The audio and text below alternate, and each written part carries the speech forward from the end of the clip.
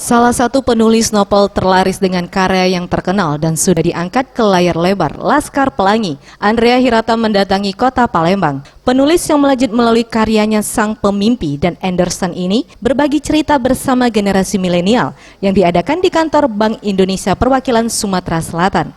Ia berbagi pengalaman, perjalanannya selama 15 tahun, membuatnya banyak mendapatkan ide baru dalam penulisannya. Laskar Pelangi yang menjadi salah satu novel fenomenal mampu membawa nama Indonesia ke negara luar karena telah dicetak di 20 negara dengan berbagai bahasa, serta novel lainnya seperti Orang-orang Biasa yang semakin banyak dicari oleh para penggemar. Andrea, kenapa cerita saya selalu tentang orang marginal ya?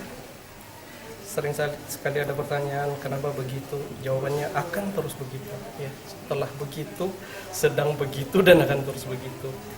Karena kalau saya udah 15 tahun nih tanpa terasa, Laskar Pelangi dari 2004 loh.